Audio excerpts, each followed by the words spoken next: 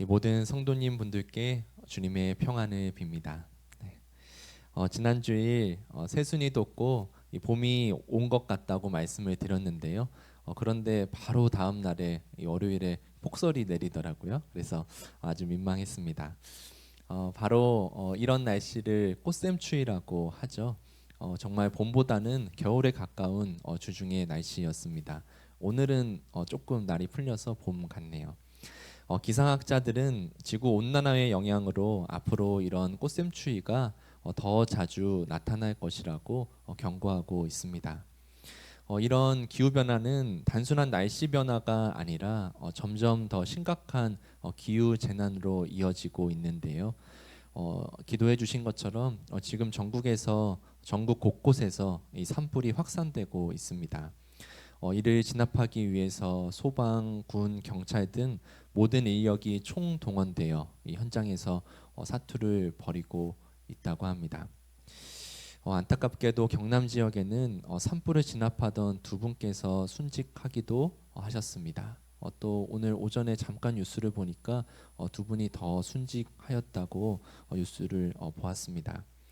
이 산불 진압을 위해 투입된 이들을 하나님께서 보호해 주시고 또 희생한 이들의 유가족과 동료들에게 이 하나님의 위로가 함께하기를 기도합니다. 먼 중동 땅에서는 다시 전쟁의 불길이 치솟고 있습니다.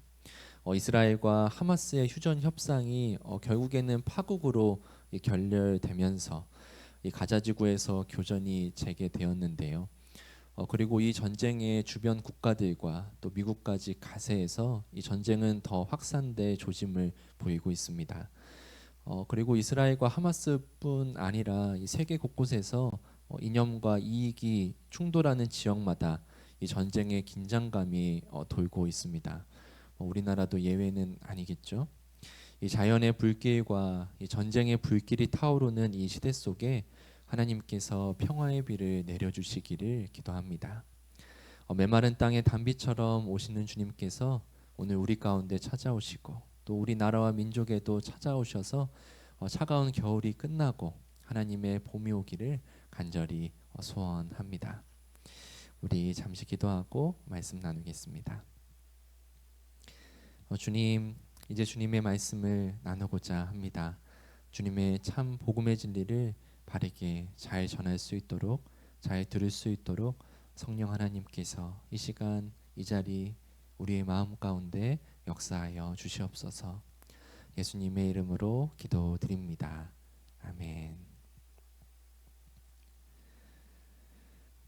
이 생택지 페리의 이 어린 왕자를 읽어보셨나요? 정말 유명한 책이죠.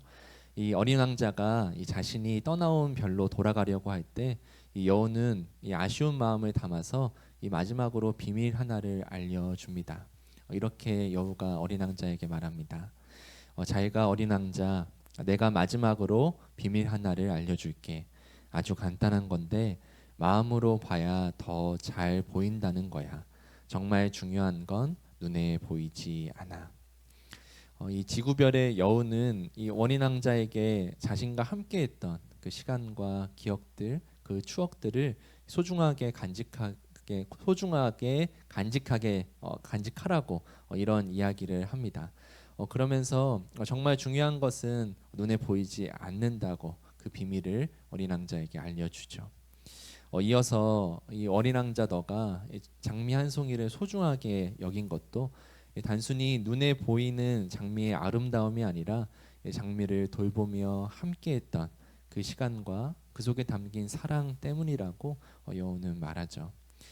정말 이 책의 내용처럼 정말 중요한 우리 인생의 중요한 것은 눈에 보이지 않는 법입니다. 이 오늘 본문에 등장하는 마리아도 이 진리를 깊이 깨달은 사람이었습니다. 이 마리아는 눈에 보이는 것보다 더 중요한 것이 무엇인지를 볼 수 있는 사람이었습니다. 처음 예수님께서 이 나사로, 마르다, 마리아의 삼남매 집에 처음 찾아오셨을 때도 그랬습니다. 이 둘째인 마르다는 이 예수님과 그 일행을 대접하기 위해서 일하느라 바빴지만 이 셋째인 막내 이 마리아는 예수님의 발 곁에 앉아서 그분의 말씀을 들었죠. 이 마르다가 좀 서운하다고 하니까 예수님께서 그러지 말라고, 이 마리아는 좋은 것을 택했다고 말씀하셨습니다. 당시에 여성이 이렇게 말씀을 전하는 랍비의 발에 근처에 앉아서 말씀을 듣는 건 용납되지 않는, 그렇게 할 수 없는 사회적인 그런 관례, 그런 문화가 있었습니다. 당시에 여성은 남자보다 아주 더 낮게 보는 그런 시대였으니까요. 그래서 단지 바쁘게 일하는 것보다 듣는 것이 중요하다는 내용이 아닙니다. 이 마리아는 이 당시에 여성에게 요구되었던 사회적인 역할, 그런 통념을 넘어서서 예수님 발 앞에 나아갔다는 것이 더 중요한 의미입니다. 그리고 예수님은 그것을 기쁘게 받아주셨지요. 예수님께서 처음 찾아오셨을 때 마리아가 눈에 보이는 어떤 사회적인 역할을 넘어서 그분께 나아갔다면, 오늘 본문에서는 이 마리아는 눈에 보이는 경제적인 가치를 넘어서서 예수님께 예배를 올려드립니다. 그렇게 주님께 영원히 기억되는 그런 예배를 드린 마리아의 집으로 그 말씀을 오늘 찬찬히 나눠보고자 합니다. 예수님께서 죽은 나사로를 살리신 기적을 통해 이 많은 유대인이 예수님을 믿게 되었죠. 그리고 이 기적을 행하시기 전에 예수님께서 나는 하나님 아버지와 한 분이다라고 말해서 그것을 듣고 있던 유대인들이 신성 모독죄로 예수님을 죽이려고, 이 돌로 치려고 예수님을 체포하려고 했죠. 그런데 이 나사로를 살리신 기적을 통해서 예수님께서 정말 이 땅에 부활과 생명으로 오셨음이, 그분이 이 땅을 구원할 메시아이심이 밝히 드러나게 되었습니다. 그러나 이것을 받아들일 수 없는 사람들이 있었습니다. 바로 이 소식을 접한 대제사장과 유대 지도자들인데요. 그들은 이 소식을 듣고 최고 의결기구인 산헤드린 공의회를 열었습니다. 그들은 이대로 예수님을 두었다가는 모두 예수님을 믿게 될 것이고, 그렇게 많은 사람이 예수님을 따르게 되면 이 로마 제국이 움직일 것이라, 그들의 군대가 올 것이라고 걱정합니다. 이것을 좀 풀어서 설명드리면요, 이 많은 사람들이 예수님을 따르면 예수님을 왕으로 추대할 것이고요. 이런 민중의 결집을, 예수님을 왕으로 추대하는 것을 로마 제국이 보고 로마 제국을 향한 반란이나 또는 이스라엘의 독립운동을 하려고 하는구나라고 판단을 하면요, 이 로마 제국이 군대를 이렇게 무력으로 군대를 들고 군대를 동원해서 이스라엘을 쳐들어오고, 자신들이 로마와 결탁해서 자신들의 지위를 유지했던 그런 대제사장들이나 유대 지도자들이 보장받은 그런 권력과 안위를 잃어버릴까봐 그것을 걱정한 것입니다. 그래서 그들은 그 공의회에서 예수님을 죽이기로 결정합니다. 그들은 겉으로는 유대 민족을 지키기 위해서, 유대 민족 전체를 위한 일이라고 하지만 이 사실상 자신들이 보장받은 권력과 안위를 지키기 위한 결정이었죠. 그리고 나중에는 나사로까지 죽이려고 합니다. 이 죽었다 다시 살아난 나사로의 존재 자체가 메시아로 오신 예수님의 이 살아있는 증거였기 때문입니다. 대제사장 가야바는 이 공의회에서 예수님을 죽이기 위해 이렇게 말하였는데요. 요한복음 11장 49절 50절 말씀입니다. 제가 읽겠습니다. 그 가운데 한 사람으로서 그 해의 대제사장인 가야바가 그들에게 말하였다. 당신들은 아무것도 모르오. 한 사람이 백성을 위하여 죽어서 민족 전체가 망하지 않는 것이 당신들에게 유익하다는 것을 생각하지 못하고 있어. 이 말은 자신들을 위한 결정이었지만 예수님의 대속적인 죽음을 예언한 말이 되기도 하였습니다. 그들은 공의회에서 공식적인 결정으로 예수님을 죽이기로 하였습니다. 아마 이 소식은 예수님과 그 일행들에게도 전해졌을 것입니다. 그래서 예수님께서는 그런 살해 위협 속에서 베다니를 떠나서 에브라임으로 이동하십니다. 이 베다니 마을은 예루살렘에서 3km 정도 떨어진 곳에 위치해 있다면 이 에브라임은 예루살렘에서 20km 정도 떨어진 이 한적한 마을이었습니다. 예수님은 아직 십자가의 때가 오지 않았기 때문에 그곳에서 제자들과 시간을 보내시고 6월절 6일 전에 엿새 전에 다시 베다니로 돌아오십니다. 요한복음 12장은 예수님께서 6월절 엿새 전에 베다니로 돌아왔다는 행적을 말하면서 이 말씀을 시작하는데요. 우리가 영화를 보면요, 이 가장 중요한 핵심 사건을 두고 뭐 며칠 전, 뭐 몇 달 전, 몇 년 전 이렇게 해서 그 내용을 보여주고 그 다음에 이어져 핵심 내용을 딱 보여주듯이 요한복음도 십자가 사건을 중심에 두고서 우리에게 내용을 전달하고 있습니다. 다시 베다니로 돌아온 예수님과 예수님 일행은 이 나사로의 집에 머물렀습니다. 이 멀리에서 다시 찾아오신 예수님을 위해서 이 나사로 삼남매는 잔치를 열어서 그들을 맞이했습니다. 여전히 둘째 마르다는 손님 대접하느라 일하느라 바쁘고, 또 첫째 나사로 이 오빠는 함께 식사하는 분들 사이에 껴가지고 그들과 함께 밥 먹고 식사하고 있었습니다. 이 셋째 이 마리아는 무엇을 하고 있었을까요? 그렇게 잔치가 열리고 식사를 하던 도중에 이 셋째 마리아가 식사하고 계신 예수님의 발 앞에 섰습니다. 이전에 마치 예수님의 발 곁에 앉아서 예수님의 말씀을 들었던 이 마리아의 모습처럼 말입니다. 그리고 이 순 나드 향유 한 근을 가져다가 예수님의 발에 붓고 자기 머리털로 그분의 발을 닦았습니다. 예수님께 부은 향유 향기는 온 집안을 가득 채웠습니다. 이 내용은 조금씩 차이는 있지만요, 이 사복음서에 모두 기록된 중요한 내용입니다. 이 마가복음에서는 이 향유를 담은 옥합을 깨뜨렸다고도 나오죠. 이 순나드 향유 한 근을 조금 설명드리면요, 이 순나드란 말은 이 순전한, 우리가 뭐 순금이라고 할 때 쓰는 말입니다. 불순물이 섞이지 않은 이 100%의 나드 기름이란 뜻입니다. 그리고 나드 기름은 스파이크 나드라는 식물의 뿌리에서 추출된 기름인데요, 아주 값비싼 기름입니다. 그리고 우리나라 무게단위인 한 근으로 이 세 번역은 적어 놓았는데요, 뭐 현대인의 성경을란 다른 번역본을 보면 정확하게 약 300g이라고 적혀 있습니다. 이 로마의 무게단위를 우리나라의 근으로 이렇게 바꿔서, 우리나라 근이 한 600g 정도잖아요. 300g이지만 이 원래 내용은, 그래서 그렇게 해석을 한 것이죠. 번역을 한 것이죠. 생각을 하자면 한 300ml 정도의 향유를 예수님의 발에 부은 것입니다. 제가 설명하려고 한 물컵 이 정도가 한 300ml 정도 되지 않을까 싶네요. 컵 꺼낸 김에 물 한 잔 마셔야겠습니다. 예, 예, 예, 이 정도의 기름, 이 정도 한 300ml 정도의 농축액을 한 번에, 이 정도 참기름만 돼도 다 부으면 냄새가 어마어마할 텐데 그런 향기가 나는 원액을 예수님의 발에 한 번에 부었다면 정말 강렬하게 그 집안을 가득 채우는 향기를 모두가 다 맡았을 것입니다. 그리고 그 가격은 300데나리온 정도였다고 합니다.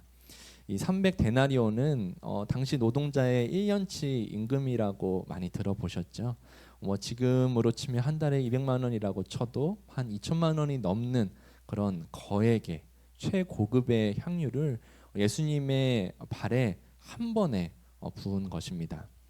놀라지도 않으시네요. 그렇죠? 우리는 뭐 다 집안에 2천만 원 정도짜리 뭐 향수 정도는 뭐 하나씩 두고 있잖아요. 예.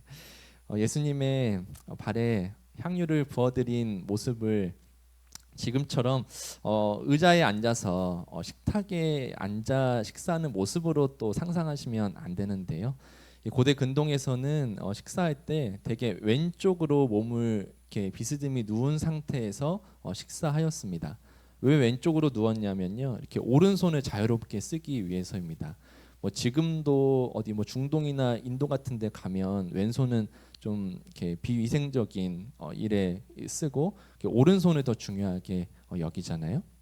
그래서 당시에도 이 왼손은 주로 의미 없거나 이 부정적인 역할을 하는 손으로 여겨졌습니다. 그리고 이렇게 식사 자리에 비스듬히 누워 있다는 것은 또 자유인이라는 의미를 담고 있습니다. 노예는 눕지 못했죠. 노예는 이렇게 딱 서가지고 음식을 나르거나 이렇게 밥 먹을 때도 어디 보이지 않는 곳에서 먹어야 했으니까요. 하인이나 노예는 식사 자리에서 서 있지만 자유인은 누워 있는 것입니다. 그래서 예수님께서도 당시 그런 고대 근동에 사셨으니까 다 같이 낮은 식탁에 이렇게 다 낮은 식탁을 두고 왼쪽으로 비스듬히 누워서 이렇게 식사를 하고 있는 와중에 이 마리아가 그 예수님의 발 앞에 나아가서 그렇게 향유를 부을 수 있었던 것이죠. 네. 이 마리아는 왜 예수님의 발을 또 씻겨 주었던 것일까요? 이 당시에는 지금의 샌들처럼 이렇게 뻥뻥 뚫려 있는 신발을 신고 다녔거든요. 그래서 당연히 이 발에 그 신발에 먼지나 더러운 것들이 묻어 있을 테니 일반적으로 이렇게 집에 들어올 때 자기 발을 씻을 수 있도록 집주인이 준비를 해 놓았습니다. 조금 잘 사는 집에 들어가면 이 하인이나 종이 집에 들어오는 손님 발을 씻겼고요. 중요한 손님이 오시면 더욱 예의를 갖추어서 발을 씻겨 주었다고 합니다. 이 여기에서는 이 예수님의 발을 향유로 씻겨 드린 건데요. 이 향유로 씻겨 드렸다는 것이 중요합니다. 이 당시에 이 장례를 치를 때 이 시신에 향유를 발랐습니다. 이 향유는 이 구약에서 하나님께 드리는 제사의 용도로 사용되었는데요. 드리는 제물을 거룩하게 하고 향기롭게 하는 역할을 했습니다. 시신에 향유를 바르는 이유도 이와 마찬가지입니다. 그 사람의 죽음을 거룩하게 대하고 또 하나님께 향기롭게 올려드린다는 의미가 담긴 것이라 할 수 있겠습니다. 그리고 시신에 향유를 바르면 이 시신이 부패하는 속도가 늦춰지고 시신의 악취를 어느 정도 막아주는 그런 위생적인 역할도 했습니다. 어떻게 이렇게 마리아가 예수님의 발에 향유를 그 비싼 향유를 한 번에 다 드릴 수 있는 그런 행동을 할 수 있었을까요? 이 마리아는 예수님께서 여러 차례 자신의 죽음을 예고하셨음을 기억했을 것입니다. 그리고 예수님께서 이 죽은 나사로를 살리신 기적을 보면서 예수님의 죽음과 부활이 현실로 다가오고 있구나. 정말 예수님은 그것을 행하실 수 있는 분이구나 느꼈을 것입니다. 그리고 이 산헤드린 공회에서 실제로 예수님을 죽이려고 하는 모습을 보면서 그런데 에브라임에서 다시 이 예루살렘과 가까운 베다니 마을로 자기의 집에 오시는 예수님을 보면서 예수님께서 말씀하신 그 죽음과 부활의 순간이 임박했구나, 멀지 않았구나 마음으로 보았던 것 아니었을까요? 예수님의 발에 향유를 붓고 이 자신의 머리카락으로 예수님의 발을 닦았던 마리아. 이 마리아는 아무 말도 예수님께 하지 않았지만 예수님은 그런 마리아의 마음을 아셨습니다. 그리고 예수님은 그 마음을, 그 예배를 기쁘게 받으셨습니다. 그러나 그런 감격스러운 순간은 오래가지 못했습니다. 그 모습을 지켜보던 제자들 중에 가룟 유다는 이런 마리아의 행동을 강하게 반대합니다. 딱 옥합의 크기나 딱 향유의 향기를 보고서 어느 정도 가격이겠구나 바로 각이 나온 것이죠. 이 마리아가 말하지 않았잖아요. 근데 딱 300데나리온 정도 되는 그런 것이다라고 말하는 것을 보면 이 돈 냄새를 잘 맡고 어느 정도 가격인지 그런 것들에 되게 눈이 밝았던 것이죠. 그는 이렇게 말하였습니다. 향유를 300데나리온에 팔아서 가난한 사람들에게 주지 않고 왜 이렇게 낭비하는가? 향유의 향기를 맡고서 예수님께 그런 헌신과 이 장례를 준비하는 것이구나 뭐 이런 생각은 하지 못한 채 그게 얼마짜리인지 돈 냄새를 맡은 것입니다. 요한복음에서는 콕 집어서 가룟 유다라고 말하지만 이 다른 복음서에서는 다른 제자들도 이 화를 냈다고 말하고 있습니다. 하는 예수님께서 자신의 죽음을 예고하셨을 때 제자들은 누가 더 높은지를 두고 싸웠었죠. 이 발을 씻기는 모습을 보면서 아무리 예수님이 중요한 손님이라 하더라도 그렇지 어떻게 저렇게 비싼 향유를 한 번에 다 부어서 저렇게 낭비하는가 제자들은 생각했던 것이죠. 그래서 예수님께서는 제자들에게 이렇게 말씀하십니다. 이 마가복음 14장 6절에서 9절까지의 본문인데요. 요한복음보다는 마가복음이 좀 더 잘 이 상황을 표현하고 있어서 예수님께서 하신 말씀이 좀 더 상세하여서 마가복음 본문을 가져왔습니다. 우리 이 말씀은 함께 읽어보기 원합니다. 우리 함께 읽겠습니다. 그러나 예수께서 말씀하셨다. 가만두어라. 왜 그를 괴롭히느냐. 그는 내게 아름다운 일을 했다. 가난한 사람들은 늘 너희와 함께 있으니 언제든지 너희가 하려고만 하면 그들을 도울 수 있다. 그러나 나는 언제나 너희와 함께 있는 것이 아니다. 이 여자는 자기가 할 수 있는 일을 하였다. 곧 내 몸에 향유를 부어서 내 장례를 위하여 할 일을 미리 한 셈이다. 내가 진정으로 너희에게 말한다. 온 세상 어디든지 복음이 전파되는 곳마다 이 여자가 한 일도 전해져서 사람들이 이 여자를 기억하게 될 것이다. 아멘. 예수님께서 가난한 사람을 돌보는 일을 미루거나 하지 말라는 의미가 아닙니다. 경제적인 가치를 넘어서 자신의 죽음과 부활을 기억하고 그것을 이해하고 그리고 그것을 기념한 마리아의 예배를 영원히 기억되는 예배로 기뻐 받으신 것입니다. 이 마리아가 예수님께 드린 향유는 시간이 지나 사라졌지만 그녀가 주님께 드린 마음과 헌신은 영원히 기억되었습니다. 마치 향기는 그 자체로 눈에 보이지 않지만 가까이서 그 향기를 맡은 사람들은 그 향기를 느끼고 기억할 수 있듯이 말입니다. 사람에게도 그 사람만의 향기가 있죠. 이 비싼 향수나 몸에서 나는 냄새가 아니라 이 한 사람을 만나고 나면 그 사람을 통해 느껴지는 것들이 향기처럼 전해지기도 합니다. 이 아름다운 향기처럼 주님께 드려지고 또 그렇게 아름다운 향기처럼 세상을 살아가고 그렇게 세상을 채우는 사람으로 우리가 살 수 있다면 얼마나 좋을까요? 이 향기란 단어를 말할 때마다 그런 의미와 연결되는 시가 있어서 제가 즐겨 읽던 시인데요. 이혜인 씨의 향기로 말을 거는 꽃처럼 이러한 시를 소개드리며 설교를 마무리하고 싶습니다. 어느 땐 바로 가까이 피어 있는 꽃들도 그냥 지나칠 때가 많은데 이쪽에서 먼저 눈길을 주지 않으면 꽃들은 자주 향기로 먼저 말을 건네오곤 합니다. 좋은 냄새든 역겨운 냄새든 사람들도 그 인품만큼의 향기를 풍깁니다. 많은 말이나 요란한 소리 없이 고요한 향기로 먼저 말을 건네오는 꽃처럼 살 수 있다면 이웃에게도 무거운 짐이 아닌 가벼운 향기를 전하며 한 세상을 아름답게 마무리할 수 있다면 얼마나 좋을까요? 이 마리아가 예수님께 드린 향유는 주님께 드려지고 그 향유의 향기는 온 집안을 가득 채웠습니다. 오늘 우리 삶도 하나님의 향기가 되어서 우리 주변을 아름답게 채워갈 수 있기를 바랍니다. 이 마리아는 눈에 보이는 것을 넘어서 마음으로 예수님을 보았기에 예수님의 죽음과 부활을 준비할 수 있었습니다. 이 시간 주님께서는 우리에게 보이는 것만을 쫓아 살아가지 말고 주님을 바라보며 살아가라고 말씀하십니다. 한순간 사라지고 마는 것들을 쫓아 살아가지 말고 영원한 하나님의 나라를 바라보며 살아가라고 말씀하십니다.